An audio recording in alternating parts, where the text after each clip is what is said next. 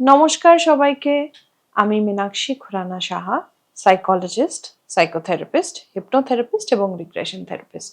আমাদের child development সেন্টারে প্রচুর ধরনের প্রবলেমস নিয়ে বাবা মারা আসে। ওয়ান অফ দ্য প্রবলেম হচ্ছে যে বাচ্চা খেতে চাইছে না মোটে, এবং মারা সেটা নিয়ে বড্ড বেশি টেনসড।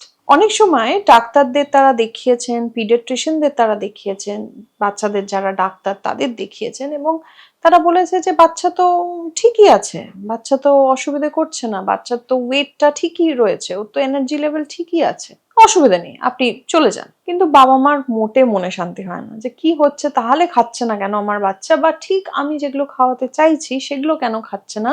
ও মিষ্টি জাতীয় চকলেট, টফি, চিপস এগুলো দিলে খাচ্ছে, এবং আমাদের কাছে এসেও সেটা বলে যে বাড়ির খাবার মোটে খেতে চাইছে না, কিন্তু এইগুলো ও জেদ করে খাবে, এগুলো খেয়ে নেবে, কিন্তু ওগুলো খাবে না। এইসব নিয়ে যখন প্যারেন্টসরা আসে তখন মনে হলো যে চাইল্ড ডেভেলপমেন্ট সেন্টারে আমরা এইসব নিয়ে ইন্টেন্সিভ এবং এক্সটেন্সিভ দু ধরনের কাজই একসঙ্গে করি, কিন্তু আপনাদের কিছু টিপস আগে দিয়ে দেওয়া দরকার। যদি দেখছেন যে কোনো বাচ্চার মধ্যে এই পিকি ইটিং ব্যাপারটা রয়েছে, মানে তার স্পেসিফিক কিছু খাওয়ার বা কিছু টেক্সচার পছন্দ না, সেই গ্রুপের খাওয়াটাকে পুরোপুরি সে রিজেক্ট করছে। ভাবুন যে জিনিসটা একটু নরম বা যে জিনিসটা একটু ভেজা ধরনের, সেই জিনিসটা কমপ্লিটলি সে খাচ্ছে না, শুকনো খাবার খাচ্ছে। হতে পারে কিন্তু এই বাচ্চাদের অন্য ধরনের সমস্যা আছে, যেটাকে সেন্সরি প্রবলেম বলে থাকি আমরা। হয়তো কিছু বেসিক টেক্সচারে তার এমন একটা অস্বস্তি বা সেন্সরি ইস্যুস বা সেন্সিটিভিটি রয়েছে, যার জন্য এই বাচ্চা কিন্তু সেই খাবার খেতে চাইছে না। এইটা রইল যদি কোনো বাচ্চার সমস্যা থাকে। অনেক সময় দেখা যায় যে সেন্সরি প্রবলেমে বা এডিএইচডিতে বা অনেক সময় অটিজমেও এই ধরনের ফুড রিলেটেড প্রবলেম থাকে, যেখানে বাচ্চারা স্পেসিফিক কিছু কালার, স্পেসিফিক কিছু টেক্সচারের ফুড একদম নিতে চায় না, বা যেই খাবারটা আগে খেত সেটা বন্ধ করে দেওয়ার পরে আপনি কিছুতেই তার মিলে আর সেই খাবার ইন্ট্রোডিউস করতে পারছেন না।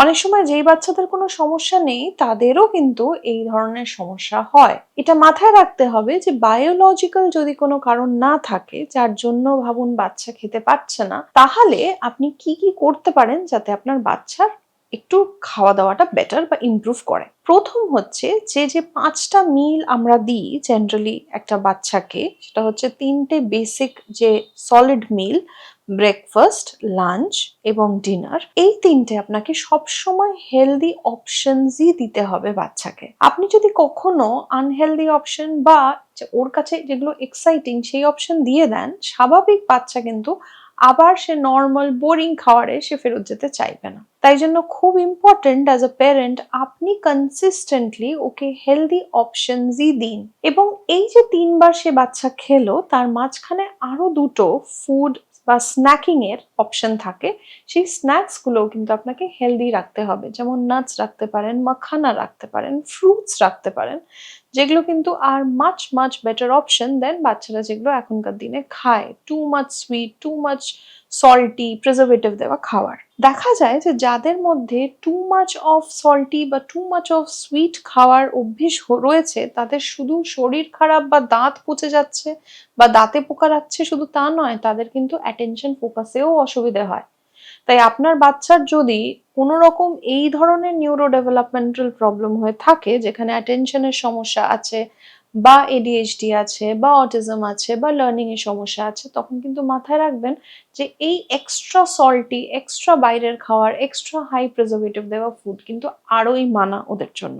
2 নম্বর ভেরি ইম্পর্টেন্ট, সেটা হচ্ছে যে খাওয়ার যে কোনো মিলের 2 ঘন্টা আগে বাচ্চাকে কিছু খেতে দেবেন না। বাচ্চারা অনেক সময় উল্টোপাল্টা জিনিস দিয়ে নিজের পেট ভরিয়ে নেয় এবং তারপরে ঠিক খাওয়ার সময়টা তার আর খিদে থাকে না। তো এই যে আননেসেসারি গ্রেজিং বা এই আননেসেসারি মানচিং, সেইটা কিন্তু আপনাকে পুরোপুরি সরিয়ে দিতে হবে। সেটা যদি সরিয়ে দেন তাহলে বাচ্চার টাইমলি খিদেটা কিন্তু পাবে। এছাড়া দেখা দরকার যে বাচ্চার কনস্টিপেশনের সমস্যা আছে কিনা, যদি থাকে তাহলে ডাক্তারের সঙ্গে যোগাযোগ করা দরকার, এবং প্রপার ফিজিক্যাল এক্সারসাইজ হচ্ছে কিনা যাতে বাচ্চার ডাইজেশনটা হয়, এটাও কিন্তু দেখাটা খুব জরুরি। এছাড়া বাচ্চাকে নিয়ে যখন খেতে বসছেন তখন চেষ্টা করবেন যে ও যেন বাকিদের সঙ্গে খেতে বসে, যাতে প্রপার ইটিং হ্যাবিট ও দেখে শিখতে পারে, বিকজ বাচ্চাদের জন্য মডেলিংটা কিন্তু খুব ইম্পর্টেন্ট। এই ধরনের প্রবলেম ছাড়া যদি আপনি দেখেন যে না বাচ্চা তারপরে খাচ্ছে না বা ভীষণ ক্র্যাঙ্কি হয়ে যাচ্ছে বা খাবার খেয়ে বমি করে ফেলছে